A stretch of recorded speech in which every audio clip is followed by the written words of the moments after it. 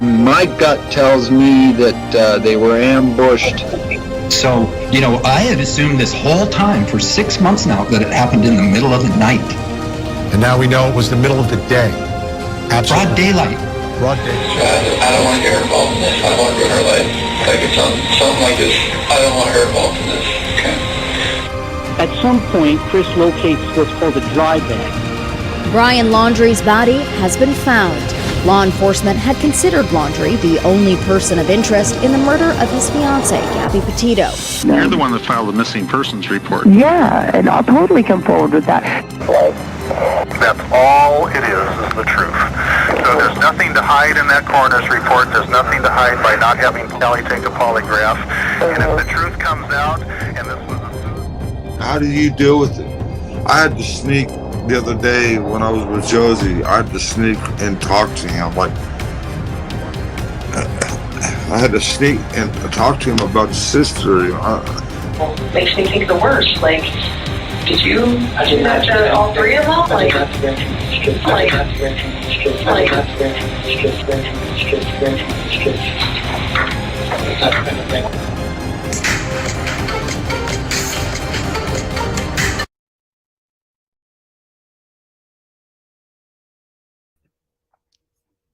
Hi everyone, how are you?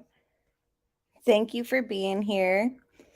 Tonight we're going to be discussing the Cassie Carli case, and we are still waiting on the autopsy results, but I figured we could run through everything we know thus far and elaborate on some things that we've kind of already known since everything came out when her body was found a little less than a week after she was reported missing.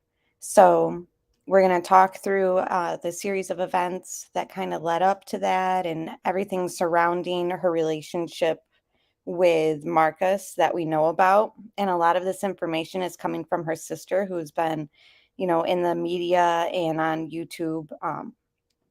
She was on Duty Ron.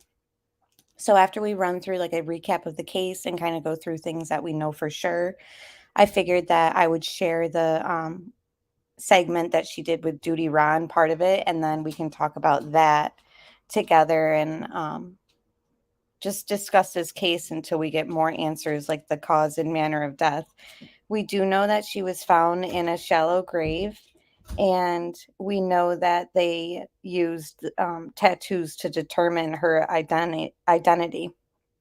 So a lot of people have been speculating on why it needed to be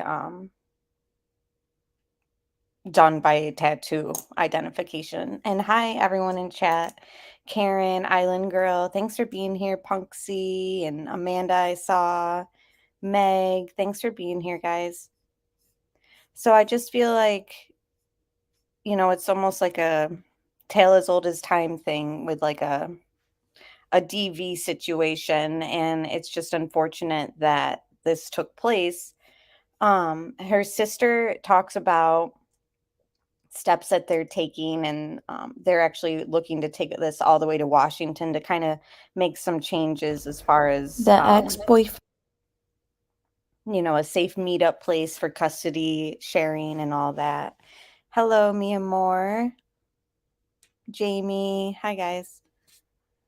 So this is just a pre-recording that I've done, just kind of recapping everything thus far. So I'll play that, and then we can kind of go through stuff. I have notes, and then we'll play the Duty Ron. And again, thanks for being here, everyone. Of a mother found dead in a shallow grave days after vanishing attempted to track her phone and plant recording devices in her home months before her shocking death, her sister claims. The body of 37-year-old Cassie Carli was discovered in a shallow grave inside a barn in Spanevelo, Alabama on Saturday night, around 300 miles away from where she was last seen alive in Navarre Beach, Florida on March 27th. Rayanne Carli told the U.S. Sun that in the months preceding to her sibling's death, she told her She was frightened of Spanevelo before her disappearance. Cassie had gone to meet her ex-boyfriend Marcus Spanevelo, the father of her 4-year-old daughter, for a child exchange in the parking lot of a restaurant. She was reported missing by concerned family members the next day after she failed to return home with her daughter, Sailor, and wasn't answering her phone. Spanevelo, 34, was taken into custody on Saturday morning in Lebanon, Tennessee, and charged with evidence tampering, giving false information concerning a missing person investigation, and destruction of evidence. Hours after his arrest, police discovered Cassie's body inside a barn on a property that Spanevelo had ties to. Santa Rosa County Sheriff Bob Johnson said Cassie's body remained intact and showed no obvious signs of trauma. An autopsy was scheduled to take place. Cassie's younger sister, Rayanne Carli, said that in the months preceding her sibling's death, she told her she was frightened of Spanevelo and on one occasion allegedly told her, if something should happen to me, it was him. We knew something was wrong right away, something with Marcus, Rayanne said. I had a feeling he may have done something because my sister would never just disappear like that and not talk to anyone. On the night of Cassie's disappearance, her father, Andrew Carli, texted his daughter. A response from his daughter's number followed soon after, which read, I'm sorry, Car was acting up and I broke my phone. Marcus is working on it. I will stay at his place tonight. Neither Rayanne nor her father believes that Cassie sent that message. If she was having car troubles, she would never seek help from him. That's just crazy, Rayanne said of Spanevelo. She would walk next door to the restaurant before she asked him to do anything. Too many red flags. Cassie and Spanevelo met in 2018 and had only been dating for around 2 months when Cassie fell pregnant. While still in the early stages of their relationship, Rayanne said her sister was determined to make things work with Spanevelo, but around 5 months into her pregnancy, she couldn't bear to be with him any longer. There were just too many red flags, Rayanne claimed. She would tell us, he's controlling me, he's trying to manipulate me, I don't want to be with him. But even after she broke up with him, she was hopeful that maybe they could figure out a way to co-parent together and stay civilized. Any hopes of civility Cassie had were quickly extinguished, according to Rayanne, who alleges that Spanevelo became increasingly volatile and emotionally abusive towards her sister. After that, Cassie gave birth to Sailor. Spanevelo attempted to plant recording devices in her apartment, tracked her phone, and tried to monitor her movements and to who she was speaking. I think he thought that if he could hear her doing anything she might not supposed to be doing, then he'd try to use it against her and try to make false reports to Child Protective Services to get Sailor taken away from her. Cassie and Spanevelo were, for years, locked in a bitter custody dispute over their daughter. In August last year, Rayanne launched a GoFundMe page to help Cassie with her mounting legal fees. A post on the fundraiser written by Cassie referred to Spanevelo as a master manipulator, an abuser, and a narcissist. During my pregnancy, this man's abusive control and manipulation escalated. But having battled infertility in my first marriage, I desperately wanted a family, so I justified his erratic behavior as long as I could, she wrote. After breaking up with Spanevelo, Cassie wrote that he filed dozens of false police reports and called Child Protective Services so many times I nearly came to know most of the staff by name.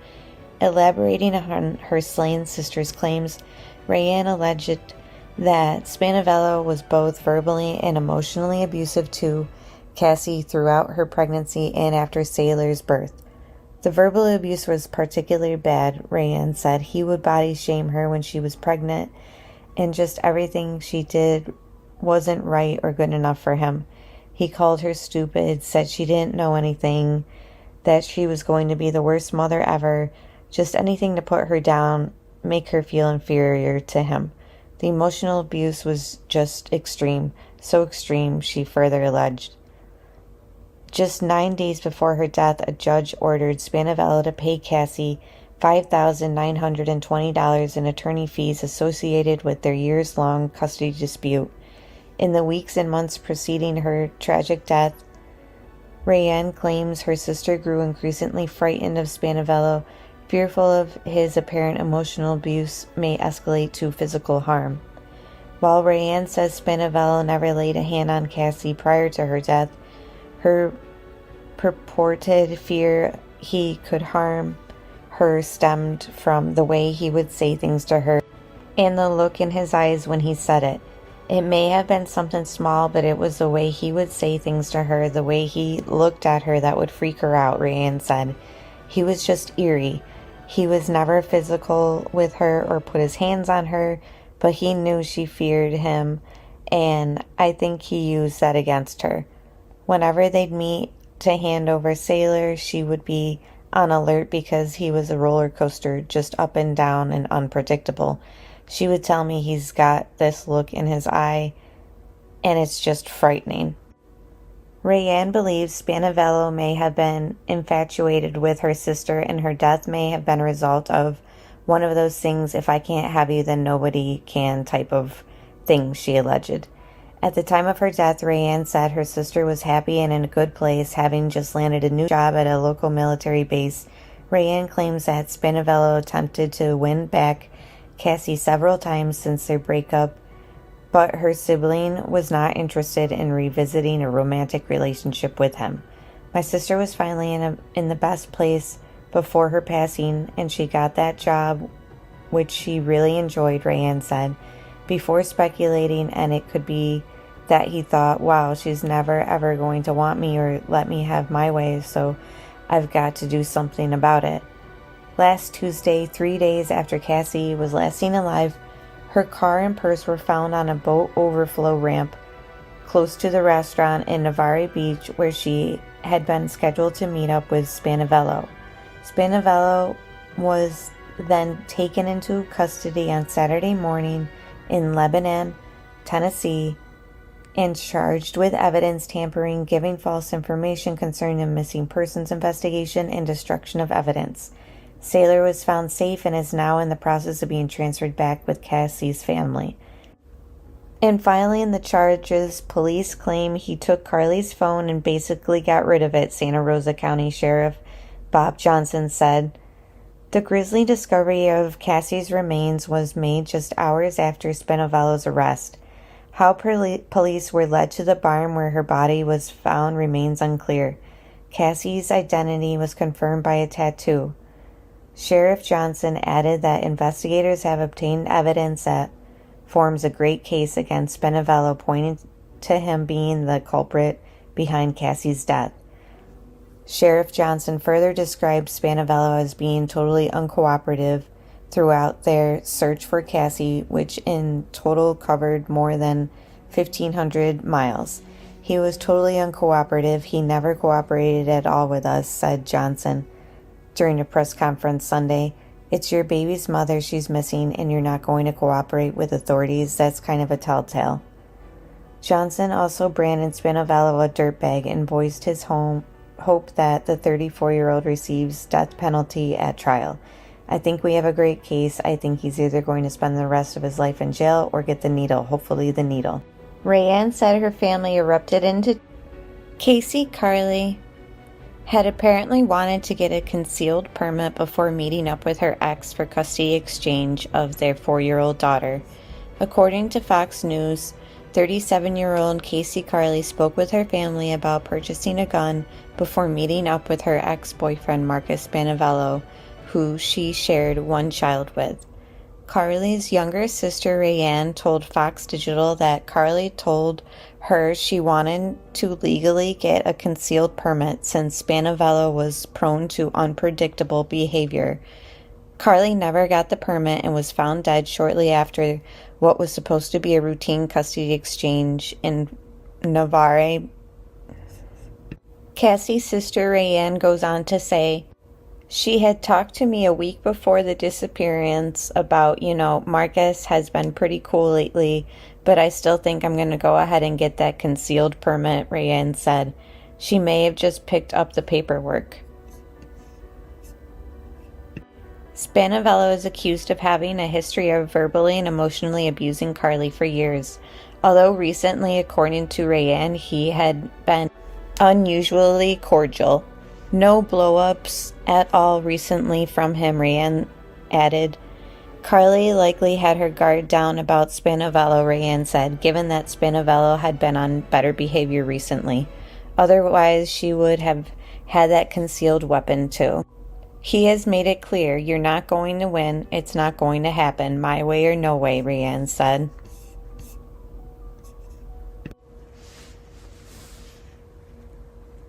Hello, dear family and friends. I am writing to you today with a heavy heart. I never imagined that I would be in the position in my life where it would be necessary to write this letter to you. Nonetheless, here I am. So where do I begin? Let me begin at the beginning. In July of 2017, on the heels. So this right here, everything in that pre-recorded segments thus far was speaking about legal issues that Cassie and Marcus both had to deal with, like as far as the custody battle and all that. This, what I'm reading through this part, is the exact words that Cassie had wrote in her GoFundMe to raise funds to pay for like the legal bills.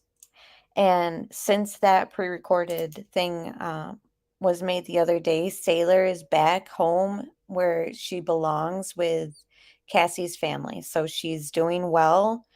And we'll hear Cassie's sister, Ray, kind of elaborate more on that with Duty Ron when I play that clip. But she pretty much said that she's seeking therapy, but she's doing okay. And they have a GoFundMe for pretty much life expenses that will go towards Sailor and giving Sailor everything she needs, like as far as, you know, therapy and all that. So I actually linked the family's GoFundMe in my description box also. And yeah, we'll end up getting into what the sister and family have to say about other details, but I'll continue to let you hear Cassie's own words in the GoFundMe that she had posted. CDT, we don't know really much at all about his family. There's nothing really about him or people sticking up for him from what I've seen thus far. Like he, I guess, is on his way back to Florida through custody. Like he's in custody, as you guys know. And yeah, no, I haven't heard anything about him. Like I'll show you his YouTube channel, which people discovered. And it's kind of like him working on a car and showing you how to turn off the OnStar or whatever it's called. Yeah. And that was 5 years ago. There's nobody like coming out saying he was a good dude or a bad dude. I haven't seen anything yet. But something that stood out to me so far in that pre-recorded reading that I did there was it said that Cassie's body remained intact with no obvious signs of trauma on it. So they had said that we are waiting for the toxicology to come back, like to give us the cause and manner of death. But I mean, it's homicide, but I mean, like the cause of it, I guess they need more information from because it said no obvious signs of trauma. So I thought that was sort of interesting. But, and then everyone else is sort of like, well, then how did they only identify her by tattoo? You know what I mean? Let me see what else. Oh, another thing that stood out to me thus far is how it said, you know, he was very emotionally and mentally abusive towards her, but he had never laid a hand on her. So it just goes to show you, like, her gut instinct was the way that he looked at her when he said these things was very, like, scary, like the look in his eyes type of stuff. And it's just so crazy how she had like all these sixth sense and woman intuition, whatever you guys, motherly instinct, whatever you want to call it. And, you know, it's just unfortunate. And her taking all the right steps, like how many times has somebody preached to you and said, well, if somebody had a handgun on them, maybe something that like that would have been prevented, or you even hear about things being prevented because they had a handgun on them. And here she's in a state where it's totally legal and encouraged, to bear arms in Florida, and she was going to go about it the right legal way. You hear her sister speak about to Duty Ron how she filed for a protective order at one time, but then it was denied, but she didn't really elaborate on it. It was Duty Ron's friend asked her if Cassie ever tried to file a protective order against Marcus, and she said that she had tried, but it didn't go through. So I don't know the what happened there, but yeah, it pretty much goes along with Island Girl's comment and a lot of other comments that I've seen so far about like the system itself just being broken. Our system is so incredibly broken. Cassie should have been protected from Marcus, and Sailor shouldn't have been forced to see him. Because, yeah, it had also come out since I had done this pre recording that apparently Sailor had expressed that she didn't want to go with her father. And like kids can say, I mean, they say that a lot of times with divorced parents or, shared custody type situations, like they just want to be with their friends, maybe at their mom's or vice versa. So you can't like really blame people for not. I mean, the family seemed to have been doing everything that they could. Each sibling spoke with her daily. The father, she was living with the dad and he carried. He would go with them. There's just a lot of things that I think this family is realizing that they're going to use this tragedy and this opportunity to kind of bring it to Washington, is how Cassie's sister Ray was saying it. So let me continue. So once again, this is the GoFundMe part that Cassie had wrote about raising money for the legal fees from the custody issues with Marcus. Of one of the most traumatic events in my life, I met the man who became the father of my precious daughter. Like so many relationships I know, I was swept up in hidden deceit known as charm. This man was a master at the game of manipulation, and though I could see all the warning signs of an abuser, I believed his excuses and became stuck in his web of narcissistic lies. Just months into the relationship, I discovered that I was pregnant. Let me be clear, I have never regretted my decision to become a mother. Sailor is truly the light of my life and the love of my life. During my pregnancy, this man's abusive control and manipulation escalated, but having battled infertility in my first marriage, I desperately wanted a family, so I justified his erratic behavior as long as I could. By the grace of God and great friends, I chose to end the relationship with him. I knew that raising my daughter alone would be better than exposing her to a toxic home life relationship. When I ended the relationship with him and he no longer had control of my mind, his web of lies and deceit spread like a wildfire. He filed dozens of false police reports. He called CPS so many times I nearly came to know most of the staff by name. The passive-aggressive abuse was so bad, I had to trespass him from my apartment on more than one occasion. In 2019, I filed the sole custody of my daughter, and the court allowed him to have bi-monthly visitation and ordered him to pay child support. To date, he owes me over $10,000 in support. A few weeks ago, due to a child support delinquency, the state was set to suspend his driver's license. Days after that notice, he called CPS to report yet another false claim. He was allowed to pick up my daughter that day for his regularly scheduled weekend visit. For over 2 weeks, I had no contact with my daughter or no knowledge of her whereabouts. I called everyone I knew. I sought help from local police and every government agency I knew. No one could or would help me. My only hope was a powerful attorney who would not fail for his manipulation or believe his lies. But great attorneys are expensive. My family has levered everything we have to try to raise the $10K needed to fight this man in court. Currently, I am over $5K short and I need your help. My daughter needs your help. Foremost, please pray.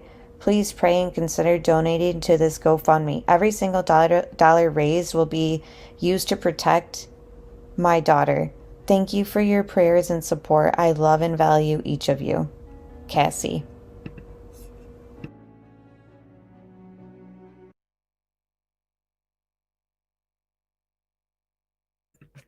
Okay, so that was the GoFundMe that Cassie had made. And then this is a text message thread. I'm assuming from part of the court filings, maybe when they were doing the custody. But it's pretty much showing that he had Cassie saved in his phone as Miss Nagalot. And it says, Cassie said, "Hey, with the president saying quarantine until April 30th, I would really like to talk about what we should do. I do not want to keep her from you. You do travel a lot. I do not believe you live in your home in PCB, so I do not trust her living out of a makeshift trailer during all this sickness. I just want us to communicate. I have tried to let her FaceTime you. I have never dealt with a pandemic before, and I just know she is healthy as she can be right now, and I do not want to jeopardize that. Can you please let me know what you think about all of it? Again, I do not want to keep her from you. I just do not want her anywhere in the public. We are on day 11 of her not being in public at all. Thank you." And he said, "I think you are literally retarded. You want to talk about what's best for Sailor, but you left her with your mother. You took her to your sister. Sailor had almost 101 in fever and you still couldn't stop drinking. Sailor had an ear infection and you were taking her out on a boat. And 3 weeks ago, you took her out of town. So again, stop nagging me and just follow the court order. Regardless of quarantine, I still should have my time with my daughter." So, just a complete jerk. I mean, you can just see no respect for her at all. It seems from day one, never really had respect for her. Sailor was conceived after just 2 month courtship. And I guess everything that Cassie wanted in life was to be mom. So it's just a huge, huge, travesty pretty much. Oh, hey, crazy. Oh, so those were, yeah, there was that. I just can't believe, like, this guy is just a nightmare, complete nightmare. Okay, so now I guess I will show you his Facebook or YouTube. It's really not much, but I mean, it kind of gives you maybe a little bit glimpse. Oh, and hold on, this also showed that he had speeding tickets. And I think there was one that was driving without or with a suspended license. So that was kind of news within the last like week that I discovered about this guy. And it just kind of like reminded me of Chris Watts, how he had the speeding ticket and how Shanann's mom said that he was speeding in North Carolina and she could barely keep up with him. Just thought it was like strange connection there. All right, so let me show you his YouTube.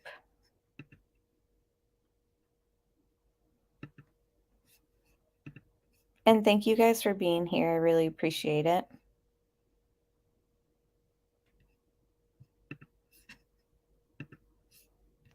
Okay, so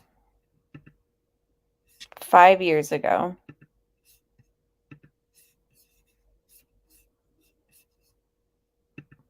Wow, he's already monetized.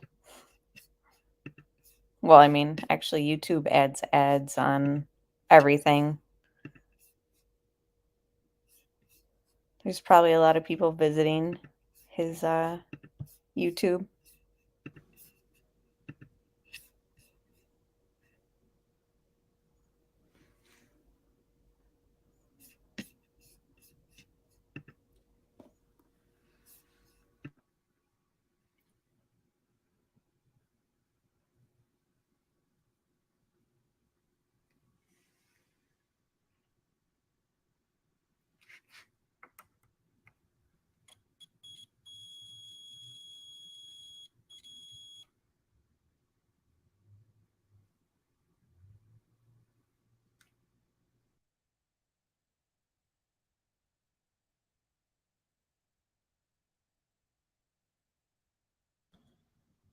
So here's the question.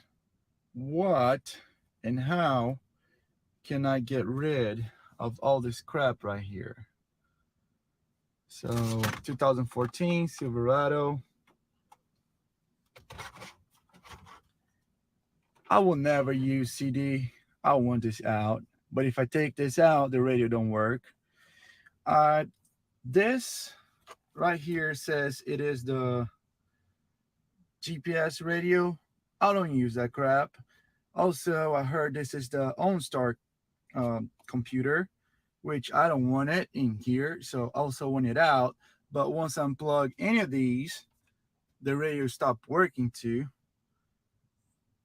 The only thing that I think here is this is the radio module, but I'm not sure. Either way, I want this out, which I believe is the GPS and the OnStar, GPS radio and OnStar. And I want this gone because who the fuck listens to CD nowadays? So, anybody help? Thank you.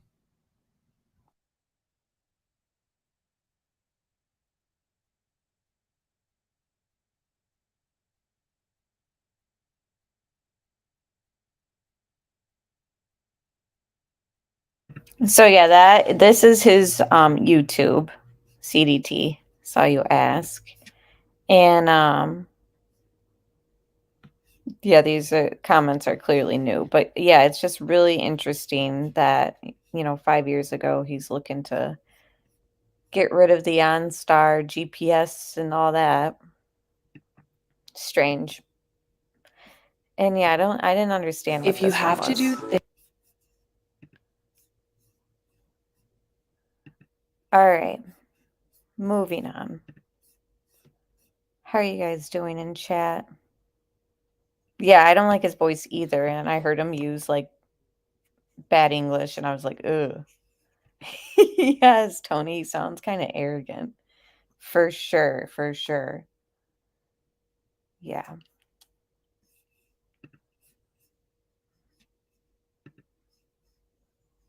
All right, let me pull up.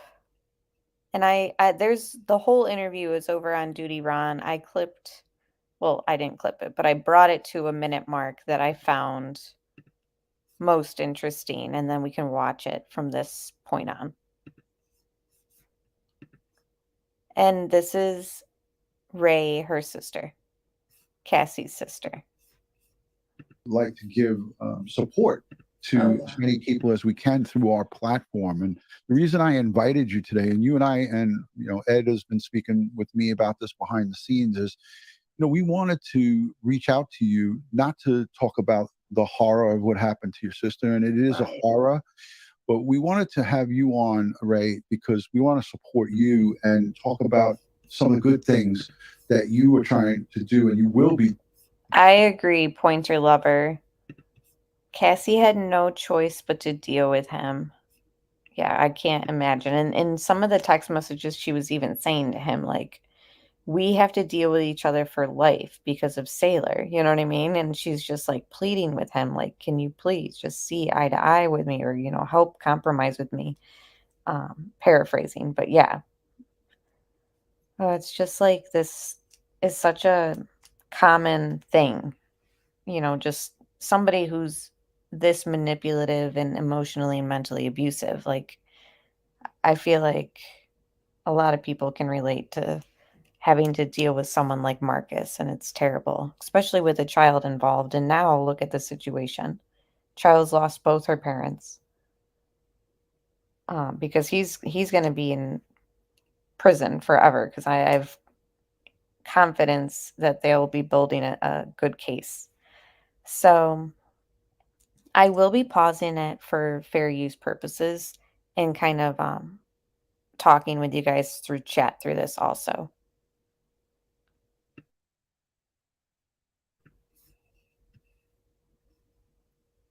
Okay, yeah, he's from Brazil, correct, Amy?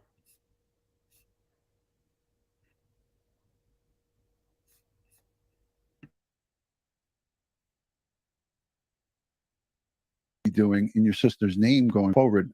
Example, the Cassie Carli Foundation, and yes, to support her daughter Sailor, who she so desperately wanted to have a family. She had some fertility issues that I read about. I think we all know. You want to just walk us through a little bit about how important it was for her to have a child and what you are envisioning for the Cassie Carli Foundation? Yes, that was my sister's dream, was to be a mother. She had a previous marriage and they tried with, like you said, unfortunately it just didn't happen. It wasn't in the plans. And then she was blessed with Sailor, and she was so excited to be a mother. And from day one, she fulfilled that duty. She was just the best mother. I mean, and she's still looking over her. She still is. So, and she tried everything to do right by her daughter as a parent, regardless of the help she could receive or ask for or whatnot. She always tried to make the best decisions in the best interest of her daughter. No matter what, giving equal family time, everything. She was so good at that. And the Cassie Carli Foundation, her best friend, Sam Graves, actually, and her friend Greg are the ones that started it. So, and I am working with them. It's amazing. We do not want any other woman to face what Cassie went through. We said, if Cassie would have known that her passing would change and help possibly thousands of people, that's the type of selfless soul she was. She would have done it 1,000 times. And the Cassie Carli Foundation is going to make sure nothing like this ever happens again. Their main objectives are to prevent, protect, and support. And there are so many elements that go into that. In fact, I mean, we want to make sure that, for example, exchanges, a safe place to do exchanges. We already have the first project in the works with the support division, and that is installing a light in that parking lot because it was so poorly lit. Right. So that is already in the works. And anyone that may need help or feel like their story is similar to my sister's, please reach out to the foundation. There are many. We're ready to help. We don't want this to happen to anyone else at all. And we'll help with, there's financial aspects we are going to be helping with, whether, as some of you may see, if you've checked out the GoFundMe, I had to start one for my sister for her legal fees, or I wanted to, excuse me. And so we want to make sure nothing like that happens again. The foundation will help with lawyers and whatnot, and safe places and supports. It sounds like the family's being very proactive and productive in dealing with all this. It's happening so soon. On the 27th of March, she was reported missing. Then less than a week later, they found her body. So this family's just been through like a roller coaster, and it's just incredible to kind of watch them keep it together like this and already set up all these steps and want to help other people.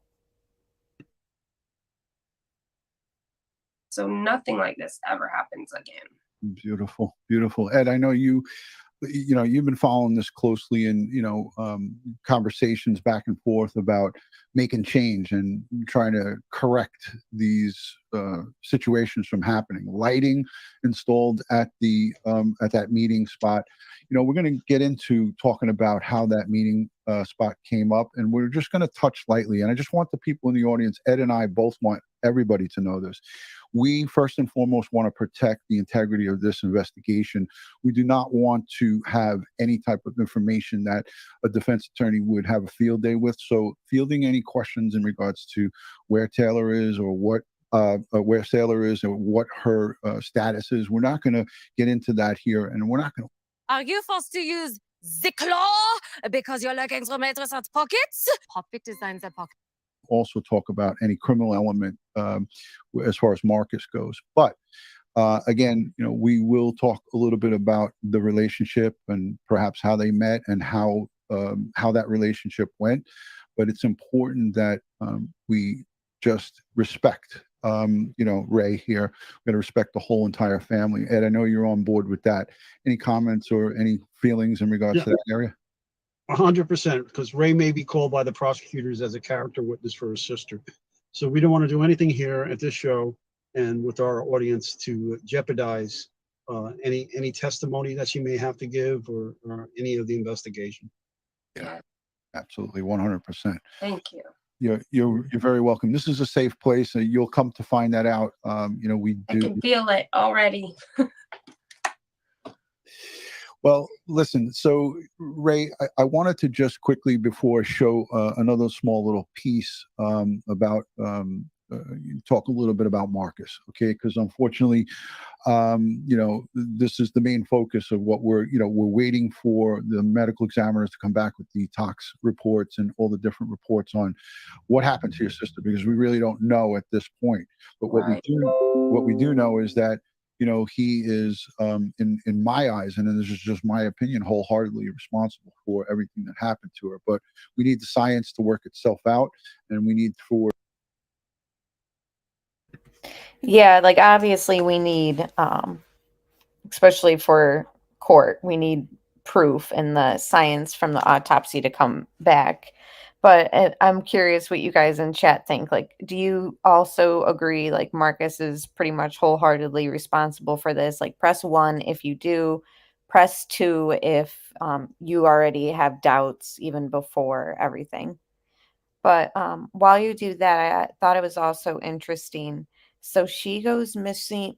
She's reported missing, I believe, yes, on a Sunday.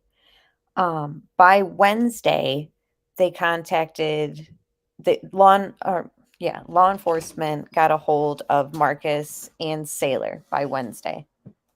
So then 2 days before her body was found,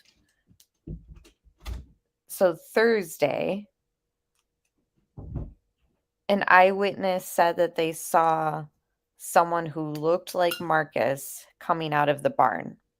So I think that that's interesting that apparently there's an eyewitness who's saying on Thursday, the day after law enforcement contacted him and knew the whereabouts of Sailor, an eyewitness is saying someone that they thought was Marcus was coming outside of the barn where her body was found in the shallow grave. So, hello, BLN. Thanks for being here. Yeah, it seems like majority is kind of on board with Duty Ron here. Or to get to the answers. But if you could, just skating around the outside, how do they meet? These are questions that people, are speculating about, and the internet can be a really shitty place, and people can, come up with false narratives. And I figured, what better than her sister to give us an idea of how these two met and how it went. Yes, my sister, she had been married before, like I said, and then she was divorced, and she was not looking or anything like that. But I think I heard they. So she was previously married and divorced, and I forgot to mention in that YouTube video that we watched of Marcus, people were commenting saying that he had a ring, and then I guess somebody who like worked with him and This was on a Facebook thread. Somebody who worked with him previously said that he was married before. So again, it's through hearsay, but it seems like they both were previously married, if I'm understanding it correctly. I could be wrong.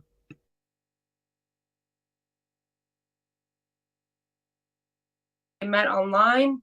Right.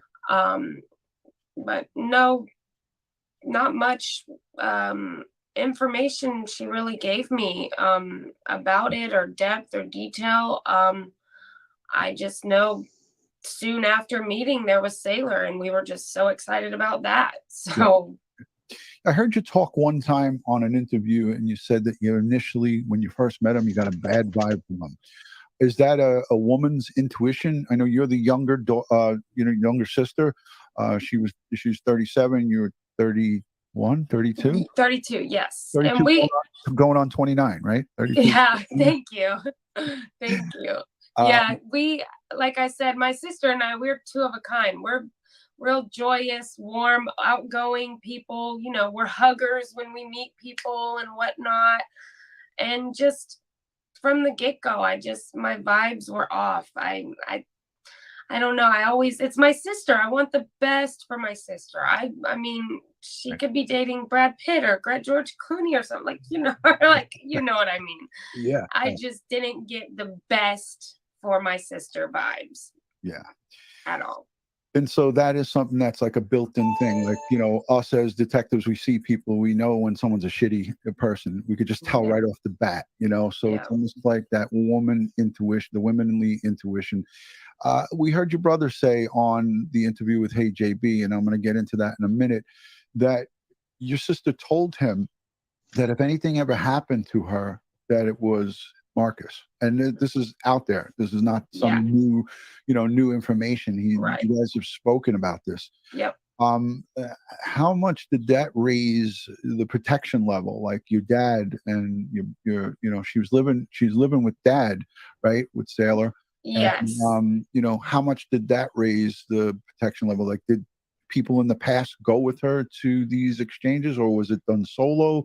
Yes, kind of like you said, based on that woman's intuition. She would have those weeks sometimes where her intuition was heightened or something, and she may have someone join her or whatnot. She was very alert and aware of the situation, very much so. And she had made sure to make us aware as well. So just in case.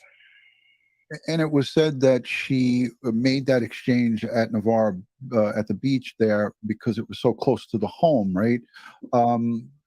Was he kind of sweet talking to her and kind of trying to get on her good side to make it convenient to kind of try to lower the That's the thing. We spoke daily, but she honestly hadn't spoke much about that at all. I knew, and as it's out there as well publicly, that there had been some financial orders in place that I knew were coming up. So that is my only idea or theory, is that possibly it could have had something to do with that. But I do know. So he was due to pay. I think he was only given 30 days. I'm not sure what would happen at 30-day mark, but the legal fees that he was owed was pretty much $6,000 that he was supposed to pay. And I don't know if that was part of the motive. And I think that's what her sister is kind of like saying here. Like, was that, the tipping point? Like, is this what kind of like caused the chaos or, whatever? But it's also interesting too, because she's also said that he'd been trying to get back with Cassie and she was just not interested. So I wonder if it was just the rejection and the money. I don't know. Oh, okay. They were going to suspend his driver's license for non-payment. Okay. So, and then I saw Ambi ask, where is he actually from? Alabama? So he, I guess, is from Brazil, has dual citizenship. He was living in Panama City, Florida, when all this happened. So they were both living in Florida. She was living in one area and he was living in Panama City. And then the Alabama thing comes in because he was working on a house that was being renovated. And that's the barn on that property is where she was found. So that's his tie to Alabama, I think. Unless I'm wrong, and you guys let me know.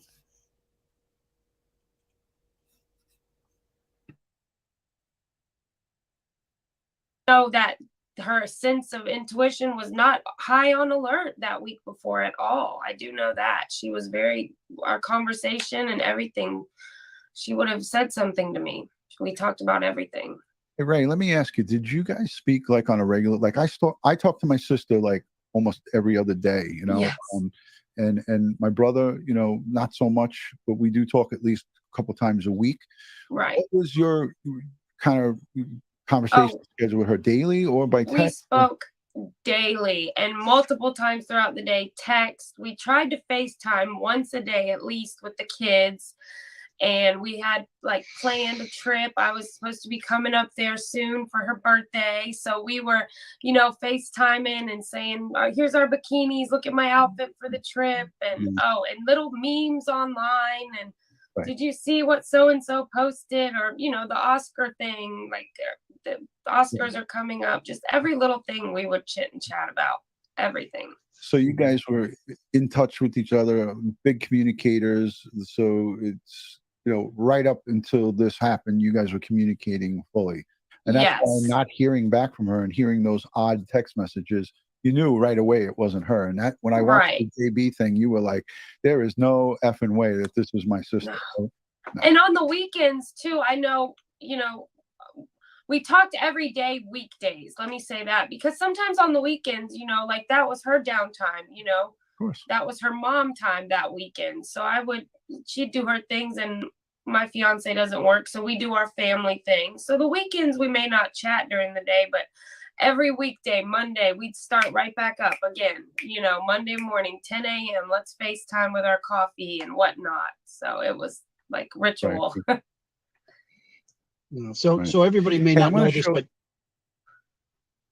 you live in a different state now. So without, you know, we don't want you to tell us where you live, but so you're living in a different state. So your communication with your sister was phone, text, and Yes, that's why. And that's why I planned the visit. But she had recently been up here for the holidays, and you know, we both had our kids close, so we just baby showers and big events, we were always there for each other as well. But yeah, I do live further away. And where I live, I moved up to her. I moved with her, and then she ended up moving away again. So we've always been so close. This was the first time we've not lived within a few miles from each other. So within the past 2 years. Ray, if it's all right with you, I want to play the clip where you talk about the text messaging and your brother and everybody. I just want the audience to see how definitive and how you guys were right away saying, we know definitely that came from him. It didn't come from him. So I want to play this real quick. Just give me 2 seconds. I'm technologically advanced sometimes, and then sometimes I suck. But I think this time I got it good. So let's play this. It's only it's about 1 minute and 50 seconds. So it's going to be loud. Are saying is that you do not believe that the text messages about the car being broken down, those text messages that went from Cassie's phone to the phone of her father were not sent by Cassie and we do not believe that those messages were sent by Cassie. And who do you believe sent them? Marcus, the last person to see her alive. She's been telling me for the last 2 years that this dude has been threatening her. He's put a gun out. She's worried. She's never wanted me to come around. And she always said something. Ray, I want to ask you something, and you don't have to answer this. You know, you're not on the camera now, but people still can hear you. Right. When you were turning to him, I got this message 1,000 times. Hey, Duty Ron, what? When you hand someone your logo sticker, you put your brand out into the world. What was she saying to him? Can you say what you were saying to him and he wasn't actually saying what you were saying? But do you know what, can you talk about that? What you were trying to convey to him? I think I was just repeating to him, say what she told you, say what she told you, say what she told you. I honestly can't really remember, but I think I was just trying to get him to stay on track because I knew emotions were high and I wanted to, keep the information out. I didn't want any misinformation or anyone to lead astray. My focus was finding Cassie. So I think I was just trying to get him to stay on, say what she told you, say what she told you. Yeah. Is he the youngest, your brother? He is the middle. I am the baby. She is the oldest. Oh, okay. Because I was going to say it looked like you were playing the big sister there. Like, yeah, that was Cassie, I think. Yeah, coming through you. Yes. Let's let the rest of this play. I just was curious because I got it. No, I was thinking the same thing. I literally had hundreds of people ask me about that. I bet. Yeah. Been threatening her. He's putting the gun out. She's worried. She's never wanted me to come around, and she's always said, "If something happens to me." Oh, I was repeating that. That's right. Okay, if something happens, yes. Okay, so if something happens to her, it's him. Yes. Okay, all right, because it looked like you were really trying to get that message across to him. As keep him focused. He was very upset, and I wanted to make sure. Honestly, he can get a little vulgar, so I didn't want him cussing on air or anything. I thought he was going to start cussing him out on air or something. I'm like, this is still just the news. You're not talking directly to him. Yeah, you could see the raw emotion. Yeah, yes. He was. You could hear his voice crackling. You could tell it wasn't his regular stern voice. Right. And emotions were there. Stress, pressure, anxiety, frustration, all of the above. You guys at this point didn't know what happened. Right. 100%. You guys were still in search mode here. So I have to say, I don't have a cap on, but I tip my cap to all of you in that interview for holding yourselves together, and on all of your interviews. Ed and I, we said it together, like you really represented unbelievably. Even on your TikTok, when you sent out your messages, hey guys, I need you to do this. I'm going to play a little bit of your TikTok. Yeah. Just unbelievable representative of your sister. So public speaking, when you don't do it and then all of a sudden cameras are put in front of you, it's kind of freaks you out a little bit, right? Yes. Yeah. So all right, let's let the rest of this play and then we'll be right back to you guys. Yeah. Cassie wouldn't leave her daughter. The minute I knew that she didn't have her purse, her phone, her car, or her child, we know. We're just praying that he makes a good decision and we can find her. I'm going to throw up some pictures here because our commenters are asking for more pictures of Cassie so that we can spread the word and show this image and get this image out to as many places as possible. You'll also see some videos sent to us by the folks that are joining us via Zoom of the search efforts that are currently underway. Let me ask you this. A lot of questions, of course, being asked about Sailor, the 4-year-old daughter of Cassie and Marcus. And now the Santa Rosa County Sheriff's Office says that Sailor is safe. But I know, Ray, you and I originally communicated over Facebook because you were saying that she's not with your family. So can you just speak for a moment to Sailor and her safety? Right. Sailor has been located by law enforcement and is well, but she is not safe until she is back with us, the maternal side of her family. She lives and resides full time at my father's house with my sister. She is probably scared out of her mind, wondering where her mother is. She is not safe under his care. I love that you. Oh, you are saying is that you do not. All right. Let me just say, I love that you did that. The way that you said that was just unbelievable. Really, just wonderful. I'm trying to get myself. Yeah. Give me 2 seconds, everybody. All right, there we go. All right, we got her back. Her back. Yeah, I don't know what the heck happened there. Little bit of internet gods playing games on us. So, but yeah, the way you were so forceful there, it just showed me that you're like a tiger, and saying, hey, until she's brought home. Which brings me fast forward to this moment. For those of you in the chat scratching your head and saying, hey, why are we talking about old news here? Yes, Sailor is home, just as Ray was saying in there, with the family that she knows and loves, her own bedroom, her safe place.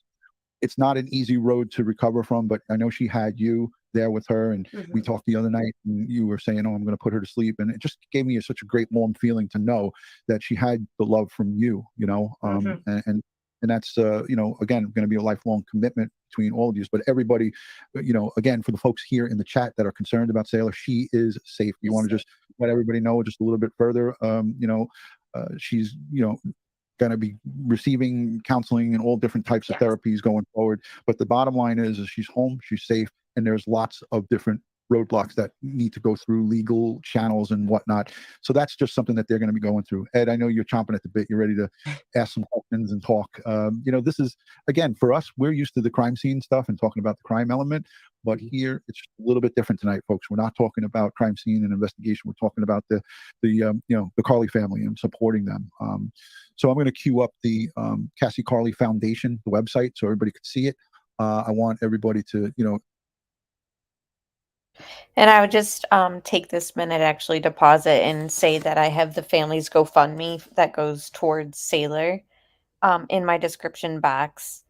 And yeah, I'm just reading chat and I'd seen people talking about, what would have happened to him if he didn't pay that 6,000 in legal fees in 30 days and, garnished wages and how he drove for work and suspended license, all that would be very bad. So yeah, it's painting like a whole picture and motive of, if he obviously probably didn't have that 6,000 to pay it or was very unhappy maybe to have to pull it from savings or whatever. It's crazy that he would, you know, destroy his life, his daughter's life, and, the Cassie's life is taken and her family's lives are ruined. Hi, Brooks. What's up? CDT said, do we know yet if Sailor witnessed anything that happened? I'm still not completely sure of the timeline because I haven't followed closely. So during the time that they think everything was going down, Sailor seemed to have been with Marcus the whole time. But we don't know because she's only 4. We don't know what law enforcement has tried to pull from her as far as information or if it's even what she's registered and seen. I'm sure, she's got all these professionals. And I think the sister even mentioned therapy at one point. So they just are, I'm sure, keeping all that very tightly sealed. But from the timeline that we know, from what I understand, and if anyone else in chat knows, it seems like Sailor was with Marcus. She was in his care. I don't know where the body was, if it was in the truck or whatever. I'm not sure, really. But yeah, it's crazy to kind of think about. And it's something that I was, and that I had said before is we can at least be thankful that this wasn't a case that involved harm to the child too. We've seen that way too many times in other cases, the family annihilators and all that. And, there's just so many different levels of how horrible this could have gone for Sailors. And now she's back with the Carli family safe. So, all right, let's continue on. I think they do talk a little bit more. We won't go into this whole. I already listened to this once, so I'm trying to remember how long I wanted to go here. Eventually, after we're done here, to take a peek, go on over and look at some of the resources that are up there. Can you just tell us a little bit about who, again, you said Sam put this together, Cassie's good friend. I saw her on an interview. She's such a well-spoken woman. Oh, yes, she is. I've been taking tips from her, so thank you. My progress is credit to her as well. It's just amazing, and we're hoping to hopefully sooner rather than later. We want to go big with this. We want to take it to Washington. P. Jones, the new information tonight is that Marcus Spanevelo has agreed to extradition back to Florida, and his court appearance today was canceled pretty much. But he's on his way back to Florida. So that is the new breaking news today. And then we've just kind of dug deeper into everything else that we know thus far. And thank you so much, Brooks, for the super sticker. I really appreciate it. And I appreciate you and everyone else in chat being here with me. So yeah, hopefully we get the toxicology update soon. But again, they told us that could take a while. So I'll keep checking, but I don't know. And there's some laws that need to be changed. Amen. Cassie, she was not listened to, and she cried out, and nobody listened to her, but she is going to be heard now. And many other women that feel like they have a similar story to her, please, you can see up there as well, the yellow button, get help. Press that. There'll be someone to help you. You are not alone, and we do not want anyone, like I said. My sister should have never even had to say, if something happens to me, it's him, because it should have already been being heard by the places she reached out to, because she did take the proper steps and whatnot to try and be heard. Is this Sam here in the Yes, picture? that's Sam. Yeah, I thought I recognized her. Again, a retired law enforcement professional. She supplied you guys with a lot of support during this difficult time. Yes. And here it's okay. It's all right. We're still here. It's There okay. we go. I got to get you a tripod. I know, my toddler broke it. But she's supporting your sister, even here now going forward. There's all different kinds of things here for prevention, protection, support. This is a great website, and you can't go wrong if you're going through it. So many millions of women across the world, not just the United States.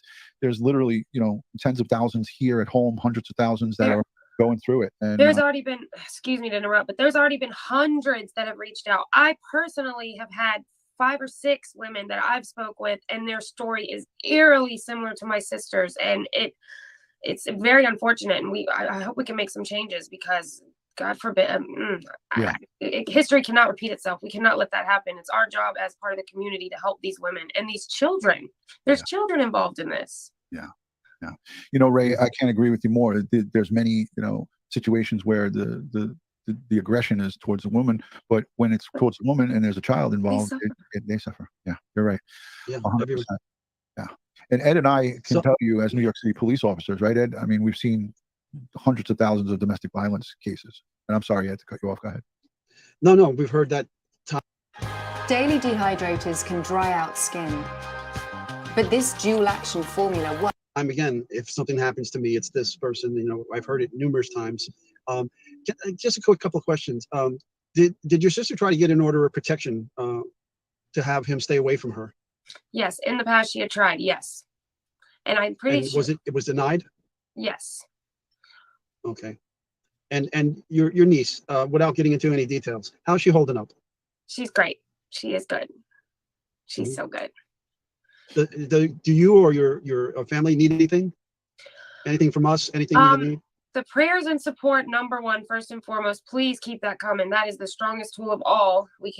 Thank you. That right there. And if you just, Sailor, her future is now our priority as well. We want to make sure she gets the best future possible. So we do have the GoFundMe still set up for her, she starts preschool coming up. And she goes to the best, or we want her to go to the best, excuse me. So that all that stuff costs money. Life costs money. So we want to make sure, we don't have our Sailors providers don't have to worry about things like that and the counseling and all of that stuff. Money's the last thing we want to have to worry about, and just be able to provide. So I know you can count on our audience and Ron and I. They've already done some, so thank you. Oh, thank you guys. Yeah. Again, Ed knows we have one of the best engaging true crime audiences. Here is the GoFundMe. This is the only official GoFundMe. It says Celebrate Cassie, and it's started by your sister. It's a team fundraiser. I'm going to share this onto my Facebook, but I'm going to link it down below in the description here. So if you want to support the future of Sailor, that's what I believe this GoFundMe campaign is going to be all about. And they're trying to raise $50,000. I hope they crush that goal and exceed it by 10 times. Funds will be going towards higher education and care for Sailor going forward. And we as a community, it's time for us to all step up. And if you could even donate $5 to this thing, it's every little bit is appreciated. We as a community donated $500 to this GoFundMe, and we also had Trucker Steve, who's here in the chat, sending in a matching donation. I know Ray, you probably have a couple of things to say to Steve. I'll go full screen with you. Yes, Steve, I tried to already thank you. I've got so many messages and everything I'm trying to slowly personally get back to, but you, Steve, thank you. I cannot tell you how much of a difference that make. And if it helps too, that kind of helped right away too. We had to get an extra car seat. So thank you. The difference you've made. Thank you so much. It's already been put to great use, Steve. Thank you. Beautiful. Yeah. And that's the kind of stuff that we love to see coming from Crime Time with Duty. Ron, go ahead, Ed. I'm sorry, brother.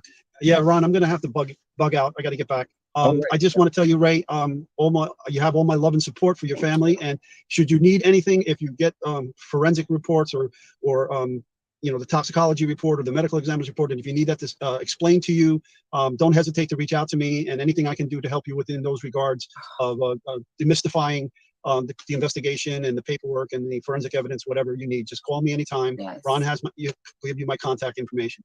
Thank you. I appreciate that so much. Thank you, Ed. All right, Ed, I know you got to get back into the classroom and start teaching forensics over there. So thank you so much. And we will see you again probably tomorrow, Ed. We'll see you again. Okay. Thank you. Thank brother. you. All right. All right. There goes Ed Wallace, everybody. So again, Ray, I wanted to just overemphasize this. You know, again, this is a way to keep your sister's story alive here on YouTube. It's a very huge audience. The reach between Google and, you know, YouTube, which they own both the search engines, the number one and number two. We have an audience that's worldwide. So Yes. I implore each and every one of you who watch this replay, who are watching live, to donate to the GoFundMe. I'm going to put it back up. Okay, I think that pretty much covered everything she had to share as far as, you know, Sailor's well-being that we know of, her status. She's back with the grandfather where she lived anyways. The GoFundMe they were just talking about is linked in my description box as well. It goes straight to the family and for Sailor. And that full interview is over on Duty Ron if you guys wanted to watch it, because we only chose a small part. So we went through his YouTube, his history with speeding tickets and driving with a suspended license. Yeah, her GoFundMe that Cassie had made herself and things that she had to say about him, master manipulator, and, you know, verbal abuse when she was pregnant. What else? Yeah, just a lot of red flags and a lot of productive steps that she took herself to kind of better the situation and create paper trails and tell her brother, if something happens to me, it was him. I mean, it's very, very similar to other cases that we've seen where the victim saw something coming and made sure, like even in the Vallow case, just think about Lori Vallow, her husband who was killed. I mean, he called the cops and he's on body cam footage and he's saying, yeah, the Susan Powell case too, it reminded me of that CDT too. Yeah, and even reverse, like it's not always just the man who's the abuser. Lori Vallow was losing it, and her husband was like warning cops, like she's delusional. She's, you know, she's saying crazy things, and he wasn't heard. And then he ends up dying. You know, it's just, there are times when, yeah, the system just fails. It's frustrating. But yeah, we are still waiting for the autopsy. We're going to be waiting for Marcus to appear in court again. We're waiting for his charges to go up more, because right now he doesn't have a murder charge. Like there's no charge against like him as far as like for the life of Cassie. So all that's going to be updated once we get back, obviously the toxicology and more details. Okay, well, that's pretty much all I had to say tonight on the topic. What do you guys think? Yeah, exactly, Mia Moore. He body shamed her during her pregnancy. It said by 5 months pregnant, she'd broken up with him. So it's just, I cannot imagine. I think it's spelled Saylor,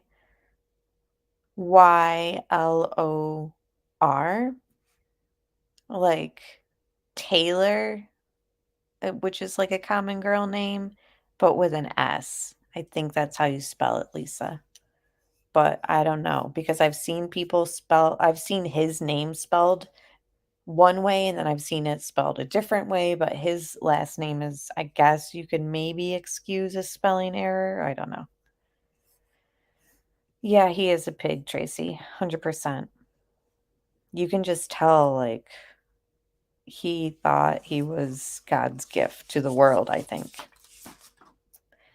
All right, I think I've covered everything. Let me see actually on Twitter right now if there's any latest updates on the case.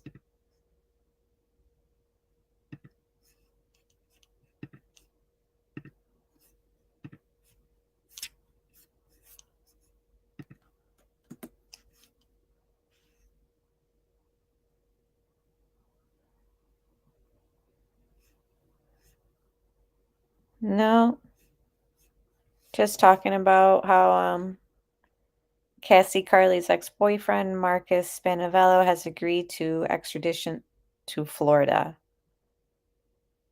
He has been arrested in Tennessee, but has not been charged with her death as of yet.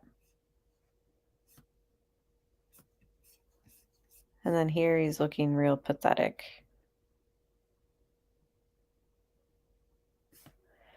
Yeah, and he got rid of her phone, but I believe they recovered it. So, it's good news. No, they haven't released anything about the autopsy. Oh, I hope you get well soon, Tracy.